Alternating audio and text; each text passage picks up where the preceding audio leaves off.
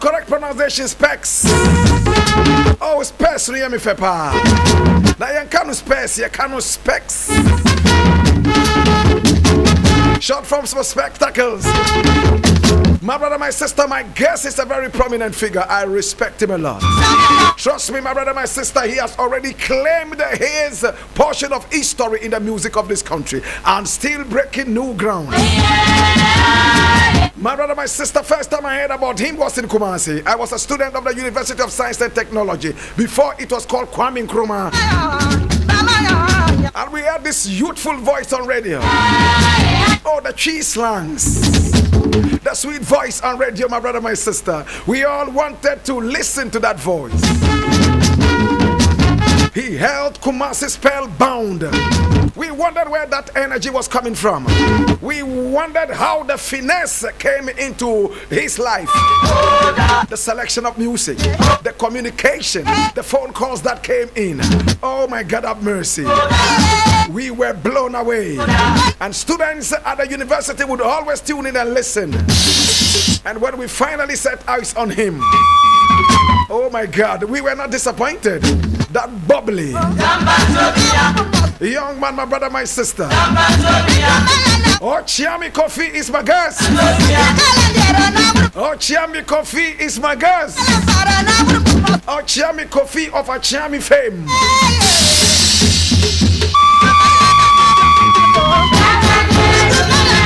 Oh my God, have mercy, and I'm most excited, and you can feel the excitement in me. Quophi, you are welcome. Blakk Rasta. Oh my God, have mercy. Wagwan, me brother. Well, everything good. I'm just hoping that I could relive those wonderful moments in Kumasi. You're talking about the Love FM days. Love FM the multimedia time, huh? Oh my God. Multimedia. I remember when you used to walk into the studios with your very badly produced demos. And say, listen, put this on radio for me. I'm like, that's right. When you wait here. So we still squeezed it in, you know. Oh, yes. Yes, we had to play, whatever the case was. Oh, yes.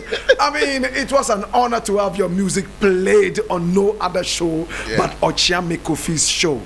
Oh my God. The drive time on Love FM back then. God. I remember those days. Oh my God. That was a start for me, though.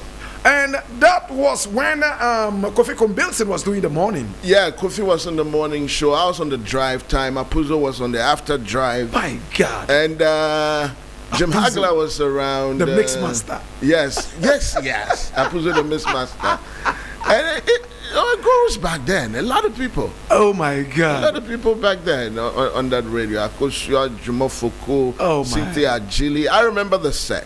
I remember everything. I remember Cox Tamaklo was like the boss. He was the programs manager. Oh was he the assistant to Dusty Wayne? Yeah. Dusty Wayne. Dusty Wayne. Oh my God. I had Dusty He Wayne held my hand, you know. Oh. Dusty is like my mentor. He actually put me there. Wow. Yes. Wow. He said, listen, I heard you. I think you're good. You're mine. I'm like, yes, sir. Where did he hear you? Where were you? I was on the station, but you know, Dusty came in a little later, so there was vacancy on air. They wanted us to do that Gift of Song. I don't know if you I remember. Gift of Song. Yes, Gift of Song. Yeah. And it was being held by Quophi Kombilson, and we had to, shift presenters around. Yes. So Dusty was like, okay, I'm going to let you do it, but I'll sit with you till you get a hang of it. Wow. So on the very first one, we sat, he picked the call, I'm watching him, he picked another. By the third one, I picked it myself. Wow. He just looked at me in the studio, he's like, you're ready, ain't you? Wow. and that was it. He never even came to the show again. Oh my God. Yeah. I remember the Gift of Song. Those were the days when computers were not available like that. Yeah. When we're not playing music from the computer. No. We're playing music from the CD. Yeah. And people would have to call in. You would engage them and get whatever music they requested. Exactly. We're not getting it from like a database where you can just type in certain alphabets and then the song was going to pull up, Yes. It was tedious, but we did it. You did it. Yes, you did it. Okyeame Quophi is my guest. All right, so let's start this properly. Now, tell me where you were born and who your parents are or where. I was born in Kumasi. I was born in Kumasi, where I was raised partly in Kumasi, partly in Accra, partly in Agnes Radio. Okay? To one Mrs. Harriet Amwateng, and then Mr. Daniel Quophi Amwateng. Interesting. Basically, yes. When were you born? I was born somewhere back in the 70s. 70s. 75 to be exact. 75. Yes, 6th of June, 75. 5th of June. Wow. 6th of June. Yeah. Interesting. 060675. Ah, interesting. Okay, so you were born to Ashanti parents. I am 100% Ashanti. Interesting. Ashanti. I didn't say Ashanti. I see. Ashanti International. I'm telling you. Otiko Kwasonana. Yeah, Ashanti for you. Ashanti for. No. If they can say it, let it remain with them, but it's ours, so we know how to say it. Ashanti for. Me that's it. Interesting. All right, so Okyeame Quophi is my girls. We're having an interesting time, trust me. All right, so I mean, you were on Love FM, you did your wonderful things, you moved to another station, but I'm going to look into your music right now. Which one came first, radio or music? Radio. I was on radio way before I got a break with music. I'm talking about when I wasn't even a student. You know, I wasn't in the uni, but I was working from home to play on Continental Radio. Oh, wow. What year was that? This is this would be, because I got into professional radio in 1997. This would be 95, 96 there about. 95, 96. Yeah. I used to walk from Kenton Corner, my mommy's place, all the way to Tech Campus to play for free. There was a program I used to do on Conti called Top Tracks. Definitely. That was the Lord Kenya used to come around that time too. Oh, so Kenya too, it was radio for him before music. But he couldn't just carry the radio. So when you got the break, so that's what happened. So I did Continental Radio, and even my opportunities that came later on Love FM came from Conti. Yes. Interesting. So you were the one doing Top Tracks on Conti? Yeah. Interesting. So you see, it's a very small world. It's a very small world. And Kwame Edinkra was the programs manager of Continental Radio. I know, Continental Radio. He built the transmitter himself. Oh, my Remember? God. Oh, wow. What a man. What a man. Yeah. All right, so you started with Continental Radio. Yes, I did. And then you moved to Love FM straight away? Straight away. Because when Love started, you know, it was huge. It was the next big thing after Capital Radio, English speaking, you know, and my interest was there. But it was one of the music interviews that took me there, and Marco Kekumante was sent there to help, you know, structure the radio and everything. Right. So I had access, and they heard me, and they're like, you know what, we think you can do it. So the opportunity just came like that. Wow. Wow. And I picked it up and never disappointed. Of course, you never did. I was more than ready, Rasta. Because I knew I was going to do this right from the start. Because my cousins, my people will come from UK. All I ever wanted, don't bring me nothing, just record the radio shows and stuff like that and bring it to me. And that's all I wanted to do. And then growing up as a boy, GBC, Tommy and Forsen, Dusty Wayne was there. The Ever Ready show. Remember that show? Yeah, I do. Yes, I do. Yes. I used to listen to that show a lot. That was drive time. And I would listen to them back to back. I ran from school to go listen. I'll put up a high antenna. This is 3FM. I was a straight road. So straight road to Accra wasn't too far. So if you struggled really good with the antenna, you could catch some signal. Oh, wow. So that's what I did. And then I would sit in the mirror and, you know, be a presenter to my own self. Try to, you know, present music. Yeah. And I would rehearse every day, all day. And everywhere the music was, I would be there. Wow. And in my mind, I was a radio presenter. Yeah. I would put together my father's systems and just put speakers outside the house and act like, you know, I'm DJing and I'm presenting to people. I have photos and everything of that. I still have it. So you are living your dream right now. This is me Interesting. This is me. If I don't do this, I'm not doing nothing. Now tell me. It's music. Yeah. And music, the making of it, the presenting of it, the promoting of it, the everything of it. Yeah. I mean, at the time that we're listening to you, a lot of us thought that you have just returned from London. Honestly, when we were in campus. Most even thought it was America too. Oh gosh. Now tell me, not too many Asante people, I mean young your age at the time, spoke that kind of English without the R and L coming in and all that. Rasta! How did it work my for people you? alone. How did it work for you? Well, I think it was the beginning. I went to Schrader International. Schrader International was a pretty good school. Had a lot of influences, and then, we got to mingle.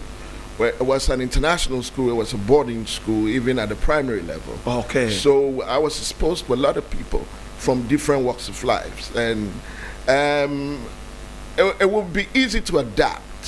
These American Jamaican influences, you hang with them two minutes, and then you're beginning to sound like them. So I let myself go, and that's where I think I picked up this locally acquired foreign accent. Interesting. I picked it up very early. I get that. Yes. I get it now. I mean, you are a master of your art, and even without you being here, we'll repeat it, and you even know it, so you don't need to be told this. Did Love FM pay you good? Looking back, do you think that you were paid well? Man, Rasta, I've always said that, listen, my first car I ever drove, I got it from being a DJ for Pink Panther. It was a club around Stadium. Back in the day, I was called in to manage that.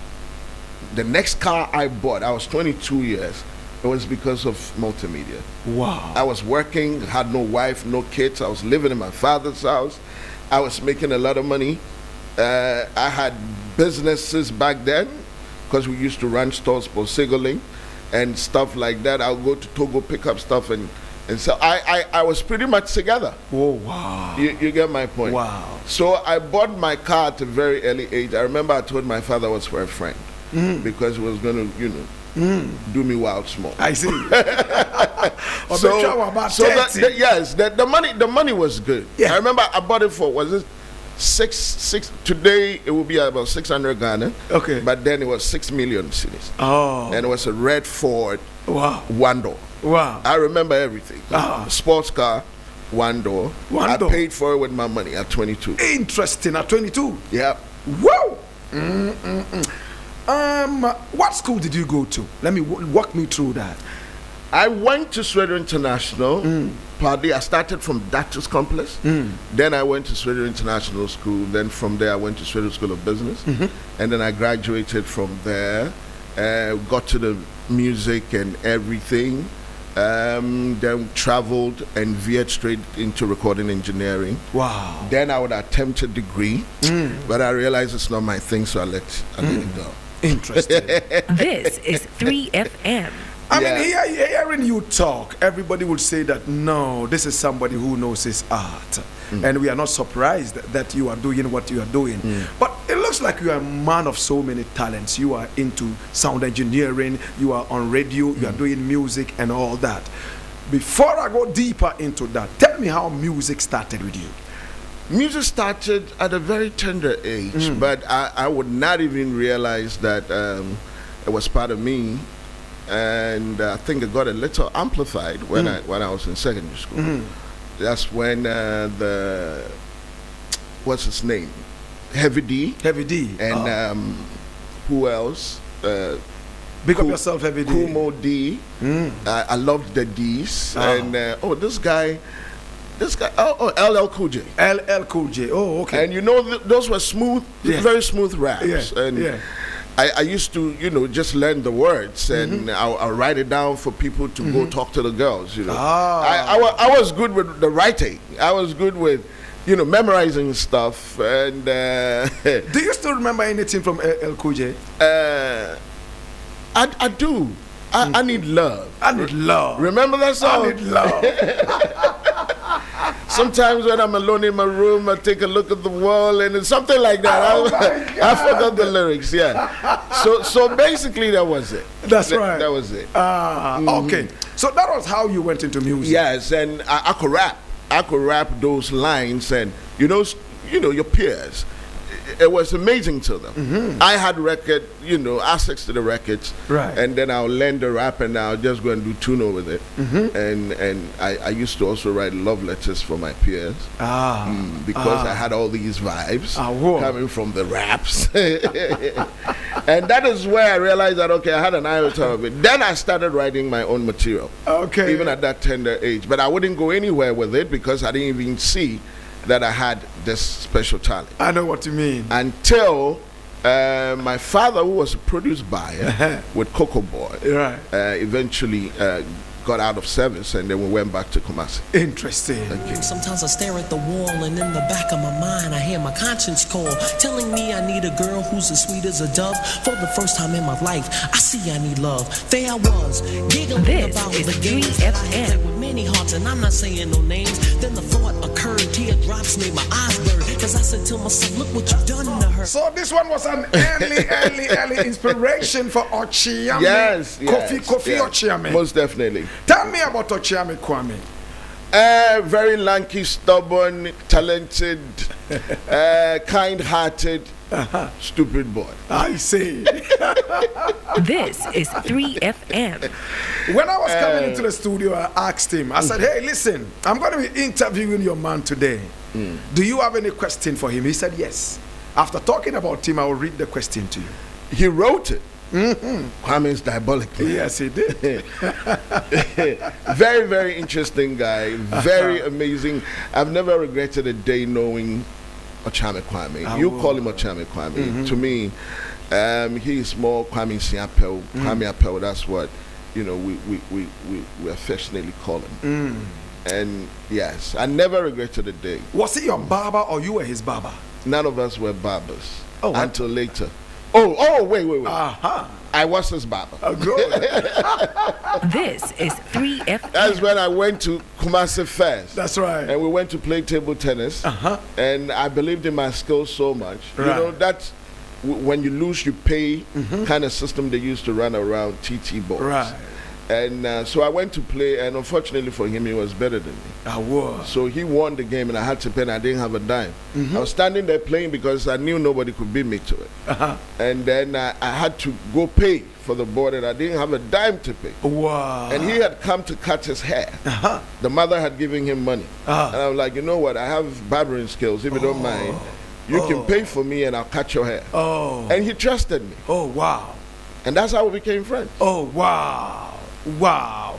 Okay. And trust me, my haircut was good. Oh, wow. Well, I'm sure you inspired him to go after these boys and half bow. Not their match the day kind of haircut. No, I don't know nothing about that. That's a later development. Sometimes I see him still wearing those kind of old hairstyles like the half bow and the half Family loves sticking to his roots, He wouldn't leave it for nothing. Rap Doctor. Okay, so you formed the Okyeame together. Did you choose the name? I suggested it. Okay. I suggested it right from the onset. After going through, he suggested some, I did. We had an almost third partner. Yeah. Flash Jr. Yeah. I remember the whole thing. At my mother's house, Kenton Chrono. We were upstairs brainstorming. And so I said that, okay, individually we could be known as Okyeames, and then collectively become Okyeame, and defined it. That, we were more like middlemen between God and mankind. Right. And therefore we sent across messages that we received from the Spirit. Was Kwame rapping at that time? Kwame was the rapper. Kwame was the rapper. This is how it started. I think he was in Anglican secondary school. I was with Methodist secondary school. That's where I wrapped it up finally. And end of year activities, there was a rap competition. And he said he wanted to rap. Yeah. We had a friend. He is the son of a preacher, Lord Marcus. Lord Marcus had a Rosita. Back then, the sound system. Yeah. And then he also had records, G and Evil E, a lot of rap records. Right. So we'll go to him and listen. So at this time he said, okay, you know what, all these rap that we've been rapping, I want to take it a notch up. So let me go to this rap competition. And I said, no problem, I can write your material. Wow. And he said, okay. So I wrote this piece on HIV, AIDS. Oh, okay. Then I had read its head, the early stages of it. And everybody was talking about it. So we wrote that piece. And we started practicing it. Wow. And wow. He was the one to perform it. And he took it. So it became the natural thing. I will write, he will learn, and he will spit it. Oh, wow. I write, he learns, he spits it. And we won that competition. Lord Kenya was a great contender. It was 20 cities. The final prize. This is 3FM. 20 cities. 20 Ghana. But it was good, you know. And that long vacation was pretty good because we had money to spend. You get it. What could it buy at the time? A lot. What did we need at that time is the question. Okay. If it wasn't, simple Fanta and Coke with meat pie. These are teenagers doing our thing, So it took us very far. Oh. It took us very far. So that motivation never went away. It's like, okay, if we could get this much with this little that we put in, it means that we could actually go a step further and do it. And then it will become difficult because now we're trying to break professionally. Wow. We'll record the demos. We're looking for producers to play hip hop. You walk into the studio, the producers, all they understand is highlight. So you are thinking one thing, you are hearing another thing. And they don't have the patience to listen to you because we could even guide them to produce what we were doing. But we will always walk out with high life. But we go there with a hip hop mindset. And we tried everything. We tried everything. Who was paying for these demos? Ourselves. Where were you getting that money from? Rasta, I told you, I started the hustle, don't be today. So you were paying? Oh, both of us. I mean, we will go around, we get lucky, you make money here, somebody will dash you something small here, and then we will make friends with people who are producers, who have little setups in their houses and stuff. And that's, so our demos were as bad as yours, but just that. This is 3FM. We started earlier. So definitely we did that, moved from one studio to the other. And then later on when I started doing the traveling, picking up stuff, I was in a better financial position to handle some of these things. And Kwame's brother also supported some way, somehow, along the line, somewhere, but it was the hustle. It was a hustle. It was a hustle. And you had to take it upon yourself to write all the songs of the group at the time. At that time, he understood that because of how we started. Yes. He understood that Quophi is the writer. Yes. You understand? And he pretty much was a rapper. And he never tried to write. Okay. Until when he started, and he had enough training throughout the periods to be able to stand on the song. So it was a natural progression. So throughout the period, I know this was a controversy some time ago. Throughout the period, he never wrote a single rap. I'm saying I write. Kwame raps. Okay. So the writer is here and the rapper is listening online. I never, even though, like I said from the onset, I'll learn people's rap and spit it just to get my peers go haywire and stuff like that. It wasn't my thing. Stage has never been my thing. I've never really loved. I love to create. I love to bring about things that are non-existent. But to perform it and show off, I'm not a show off. Yeah, I do. I know what you mean. People still write for Okyeame Kwame, and then he credits them time after time. Were you surprised that finally he had enough training to write something on his own when you broke apart? Oh yeah, it started in America when he started writing. The last production I did, he became a writer, I became a producer through the rigors of time. Wow. You understand? Wow. So the last album, which is the New Testament, with Michael Jamin and everything, I produced the whole album. Oh wow! From making the beats to recording it, engineering fully, because I was training myself for that. You understand? So bought the equipment in the living room and everything, and produced those records. How did you learn how to play keyboards and production within that short space? My keyboard training started in Ghana with Saint Kankam. I don't know if you know Saint. I remember Saint Kankam. Yes, Saint Kankam is the one that, taught me where C was and D was, the C, E, G chord formations, the progressions and everything. But Kankam was a very good friend. He was with the Winneba School of Music back then. I think just when we met is when he had graduated. He told me something that I'm going to be telling you. Most definitely, I will be ready to listen to that. So Kankam charged me money. Hey. He said that, listen, this is the rule of the game. I'm your friend. We hang out and everything. But if you don't pay, you're not taking me serious. That's right. So bring money and I'll teach you. Wow. And I knew I had writing skills. So I just wanted to get the music skill and develop myself for that. So I paid. But when I paid the first, it was tranche. for 3 months. The first tranche. Oh, that's the IMF jargon. I don't want to use This that. is 3FM. Okay. So I paid for 3 months, and the 3 months expired, and I didn't have the money to continue. But then we are friends. Yeah. And the class continued. Wow. So I'll go to my friend, not my teacher. And I couldn't join the class. So I'll be sitting at the back.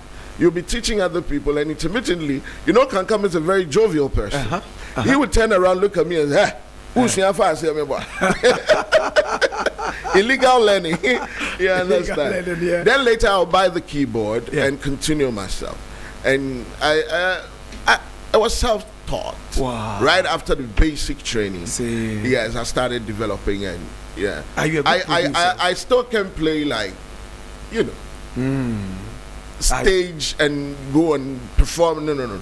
But I'm good enough to be able to make my beats, to be able to write my melodies, to be able to program the song that I want to program and everything. And today, look at that. You don't even need all that information. You don't. It's good if you have the basics. You could sit and make a beat without knowing you're far from your rave. Yeah. Interesting times.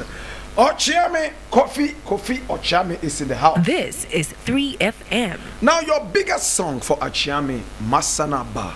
Tell me, did you write the rap for Okyeame Kwame on that? Kwame, at that point, remember we had already released the first album, which is Nyansapo. Nyansapo, I remember. And Kwame had friends who were not my friends, partial friends, if I should put it that way. So there was this guy called Edudafo who was trying to also record. So he invited Kwame for a feature because we had become popular. Right. From the first recording. Bro, Baima. All of that. So it was his record that made Kwame pen those lyrics. Oh, okay. Okay? Okay. So when Kwame came home, I had done the demo for Mesanaba. Okay. I had written the singing parts, the rap, and everything. And he said that, listen, I recorded this thing with this guy, but I don't think he's ever going to use it because it's been a while. And he started spitting it from there. So he put it on the record, which is the Mayor Wonkomode Abrawo. And I thought it was brilliant. So for the Messana, but that verse, I didn't write that. Oh, wow. So that was the very first time you saw him write? The very first time I heard him spit something other than what I would write. Interesting. Yeah. Interesting. Yes. And it became the biggest song for Okyeame? Yes. So this is the song we're talking about. This is 3FM. Fire! Blakk! Are you feeling irate? This is 3FM.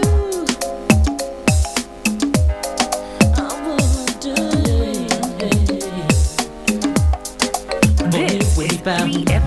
Ain't in a bunny for free one, but I remember say I give you a song.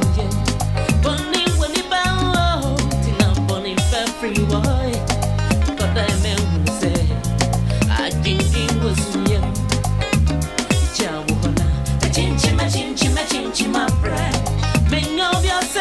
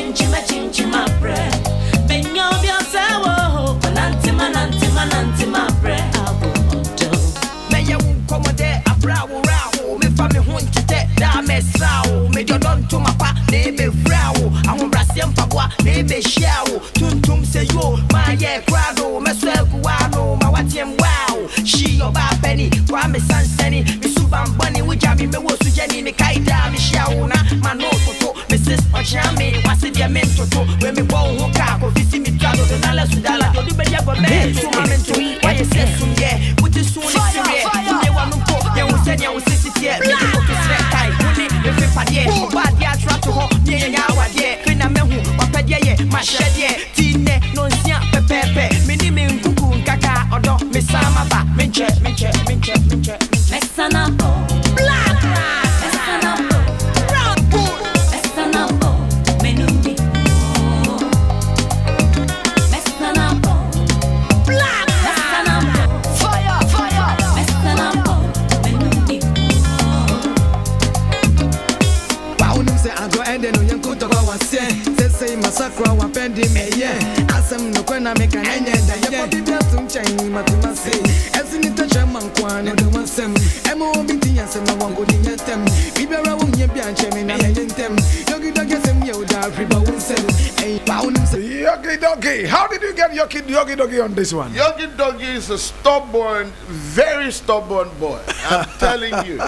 After the Brebro Bahima release, we became quite popular. And Yogi was with Nana King back then, and he was bent on coming out. His life was about, that deep voice. And it was just the reggae dancehall for him. He just wanted to come out. So he approached us, and he said that he really wanted a feature. And all of that. So when we eventually came to Accra to record Messanaba, that album, the Console album, we were in touch. We would move around together and everything. So it was just natural that I wrote that part for him, for him to perform. Oh, you wrote this? Oh yeah. Oh, you wrote this? Oh yeah. Oh, you wrote this? Everything that Kwame is singing, I wrote it. Everything Yogi Doggy is singing, I wrote it. Mary and Japan, I wrote it. Oh, you are hugely talented. What? You wrote reggae dancer. All along, I wouldn't go into details like this, but it has only become necessary. My God. That, some of these things must be well told. What? For future purposes. What? Yeah. You wrote this dancehall piece for Yogi Doggy? Yeah. You did? I did. Do you remember it? Can you spit a bit of it? Wow, say massacre wapedi meye. It's been a long time. Very long. What?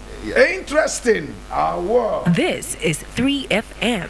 And which way said can come told me something, and I know that I'm going to make. What did Saint say now? What did Saint say? He didn't say you were smoking ganja.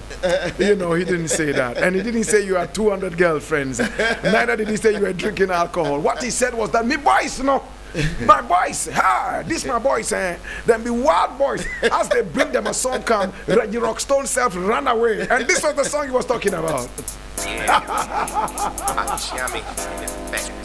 This is 3FM.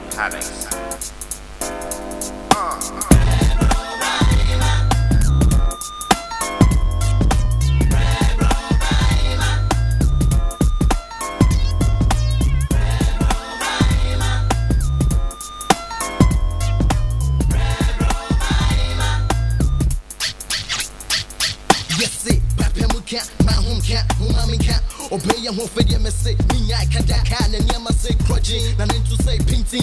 Oh my God, have mercy. This is Brett Bahima. Man, this is 1997. 1997. Look at how you were flowing. Look at the flow. My God, have mercy. Were you influenced by Lord Kenya in one way or the other? We held Lord Kenya's hand from Kumasi and brought him to Accra, put him in the studio, and backed him to ever record his first record. Which is Karnaba. He couldn't influence us. Oh, wow. Of course. I mean, if you were after the Brebro Bahima record, when we went back to Kumasi, Kenya came there the next day. Wow. When he heard it on the radio. Wow. And he said, listen, I'm not going home until you people show me where you did this. And we were with Mark Krikumanti there. Yeah.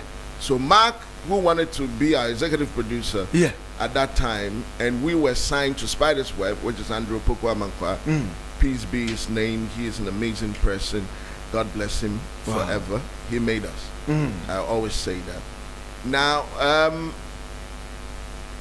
we couldn't sign with Mark because Andrew is living in London. We'll get pounds, and Mark, we wouldn't get the pounds. Let me just put it that way. So we actually promised Mark that we were going to give him an artist who was also really good. Okay, and we had Kenya in mind. Wow. So when we went to Kumasi, and naturally he came, I'm like, everything is pretty much falling in place. Wow. So we set a date, and then we came to Accra, and then we handed Kenya over to Michael Kumante. Interesting. Were you hurt when Okyeame broke apart? Naturally, yes. Okay. Who wouldn't be? Naturally, I mean, this is your blood, sweat, and tears that put together to build something which worked and had become so huge. I was hanging on to an advice Okyeame Kwame's father gave me, or let me put it this way, gave us.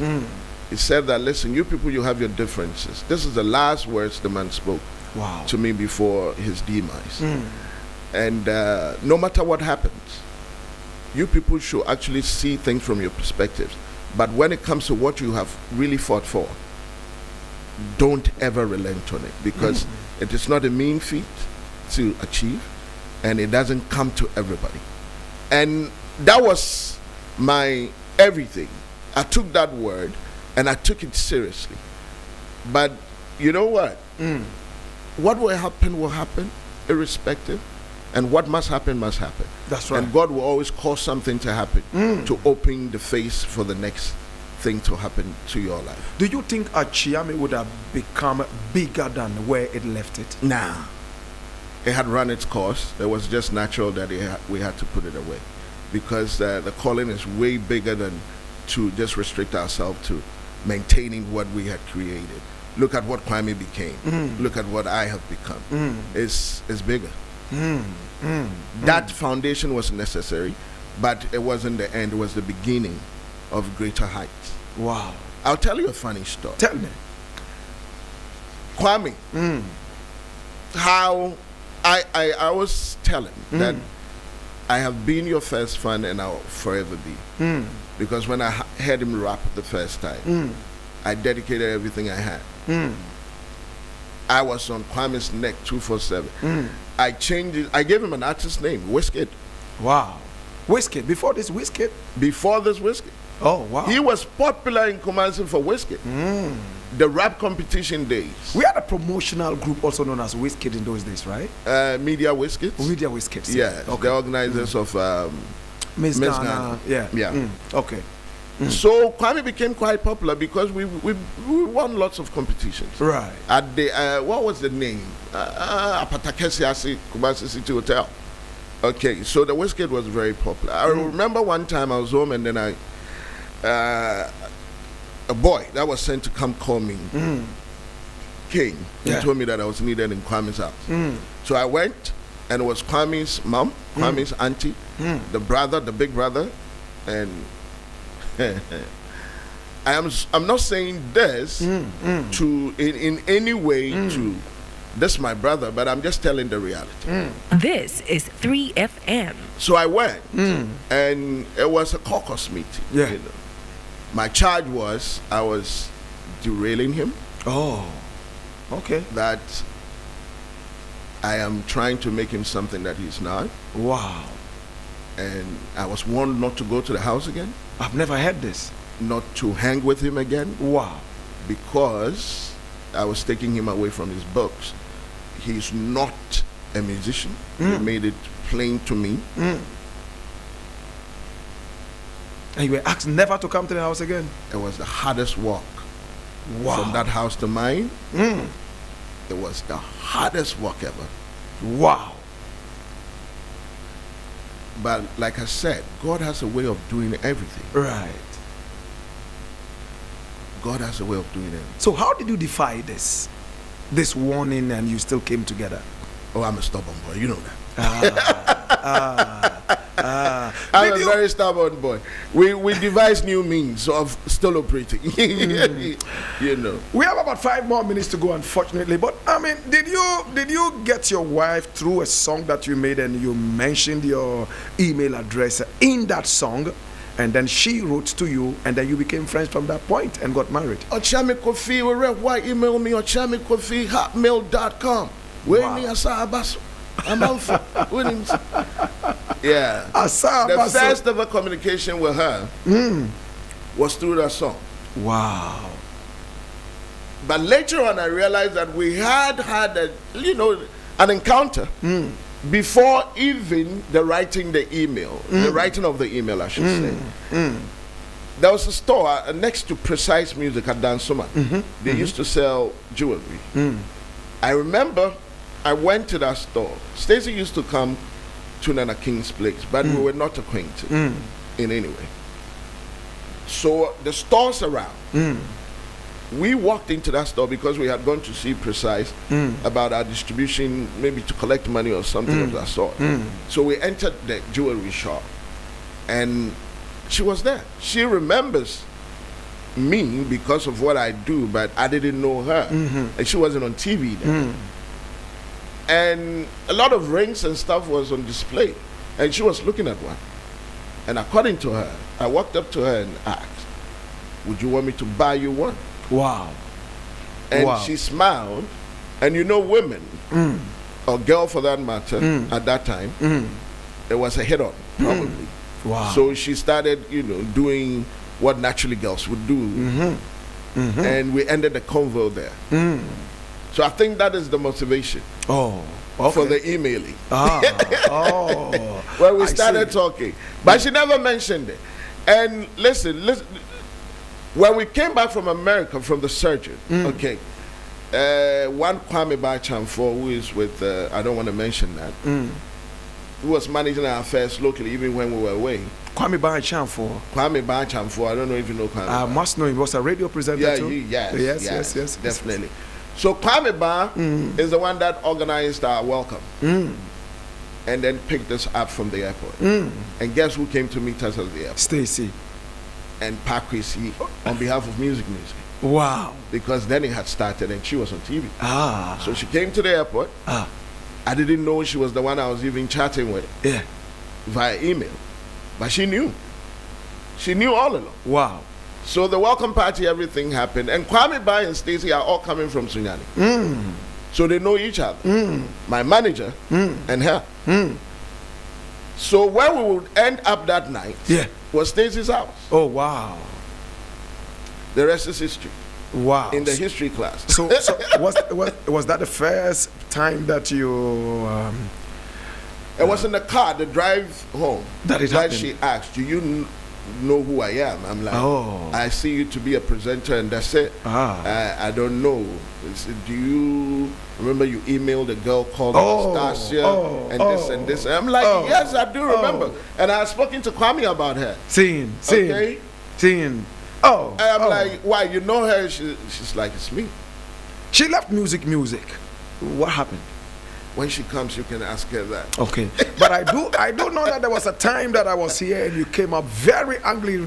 You were almost beating up one producer here, I've forgotten his name.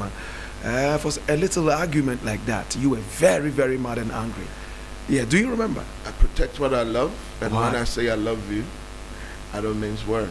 I was really inspired that day, You mess, or let me put it this way. You mess with anybody I love, you're messing with me. I didn't know you were such a lover boy, coming from the rap days where, it's all about girls and drugs and all that. And you have settled down to one woman.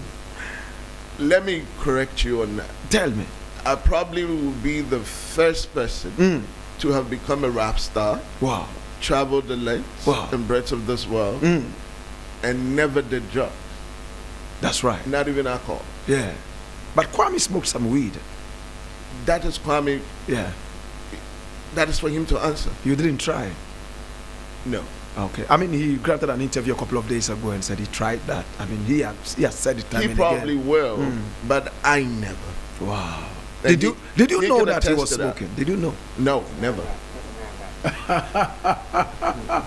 Never that. Okay. Never that. You never knew that he was smoking. The person who mentioned to me, if I say, will be much more controversial. That's right. I'd rather keep quiet. Mention it. Was it his wife? No. Ah. This is a huge artist Oh, wow. that I was going to collaborate with. Oh.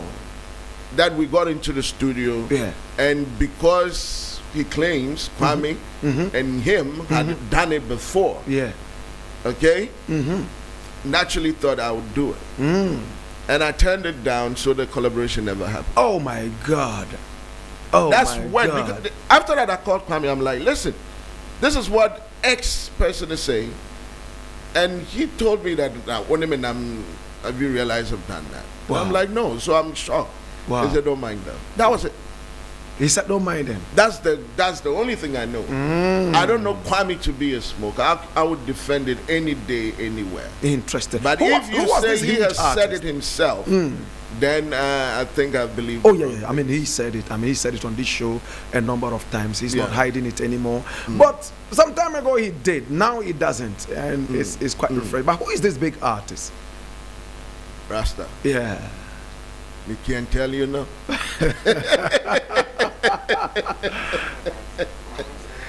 We can't tell you that now. Okay.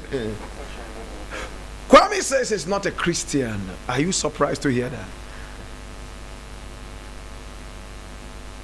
And I know you are a pastor. You are a tongues blowing pastor. Kwame says he's not. No, he says he's not a Christian. Well, I used to work with a Christian brother. Do you think something is somebody's worrying his mind? One thing I do not judge people by is religion. Religion. We're supposed to be spiritual people. That's right. Every other thing is leading us to one God. Yeah. He said he was depressed a few months back, and this is the last one on Kwame. And he stayed away for 1 solid year, refusing to answer anybody. How often do you talk to each other? We intermittently, but if you're looking at the period between the intermittent, it would be, let's say, a month most, and let's say weeks less. Did you know he was depressed? He never mentioned it. No, I think at the time that probably he was going through that is the longest period that I had not heard from him. Angel FM, are you leaving? It looks like everybody's leaving. Are you going? Yes, 31st is my last day on Angel FM. Oh my God. This is 3FM. You are leaving Angel FM on the 31st. 31st of May is my last day. My God, are you going to break their hearts? What's happening? Nothing really. I served my contract. I don't want to continue. Your wife is leaving too? Ask my wife when she comes. I hardly talk for people. So it's not like I'm trying to mar the interview. Yeah. But I rather people speak for themselves. Okay, but has she told you that she would leave? It hasn't come up. Okay. In our bedmatics, in our hallmatics, in the kitchenmatics. What will keep you at Angel? What will keep me there? Caleb, Minisan. What would keep me at Angel? Yeah. At the moment, nothing. Yeah. Nothing. You will go. Yes. Have you also realized that there's something dangerous in Adonko or something? Kevin Taylor says there's something that is dangerous in Adonko and is going to expose the brand. Are you afraid that you... Who said that again? Kevin Taylor says that there's something in Adonko I don't know him. I can speak for him. Oh, you don't know him? You've never heard of him? So whatever he claims, I think you can take it up with him. He will be the best person to tell you that something. I have no idea. I know my boss, the president of the conglomerate. He's an amazing person. He does great stuff. He runs a pretty much huge company. Wow. And he's employing a lot of people. You understand? Are you going to miss Angel? Oh, yes. Lessons learned. Where are you going? Lots and lots of lessons learned. Where are you going? I'm like Jesus. When I appear, you see me in the sky. Interesting. Would you have any interest coming to MGM here? Say again. Would you have any interest coming here? What time is it? It's 4 minutes to 2. Exactly the time I don't discuss it. Interesting. Wow. All right. Okay. So Okyeame Quophi is my guest. Well, Caleb, my producer, is whispering into my ears that that he's heard that there's a problem between your wife and Adonko, not Adonko, Angel FM. Is it a problem? Is there a Angel problem? FM? Angel, yes. No, my wife is executive director for ABN, Angel Broadcast Network. Okay. She couldn't have a problem with Angel FM. One of her babies? No.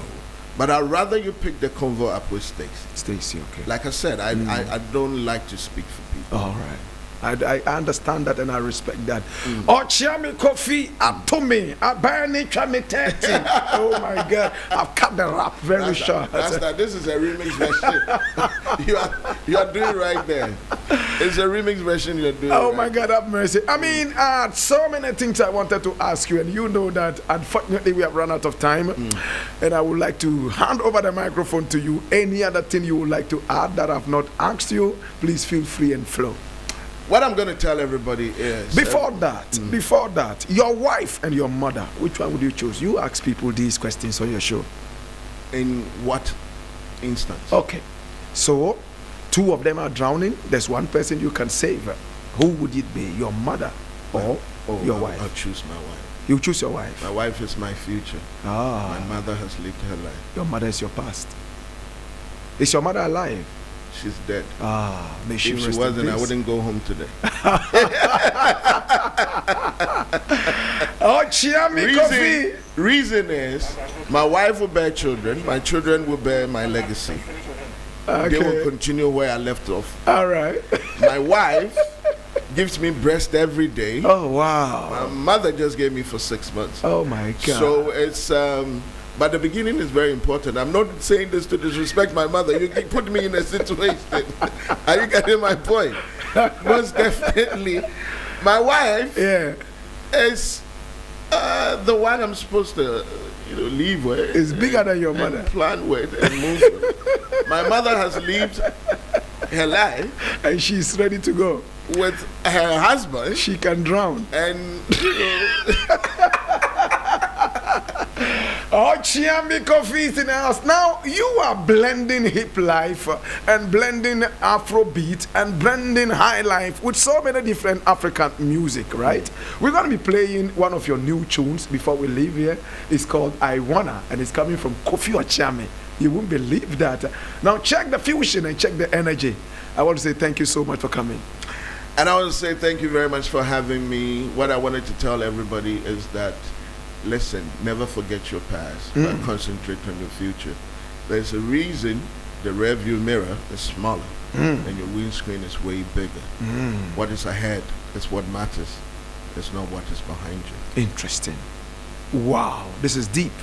I appreciate it and I thank you. Thanks so much for coming on the show. You're welcome. When we return, we're going to be playing a brand new one from Okyeame Quophi. Oh gosh. Have you been worried about the severe abuse and indecency on social media? Did you ever think it was possible to have a clean, decent social media with respect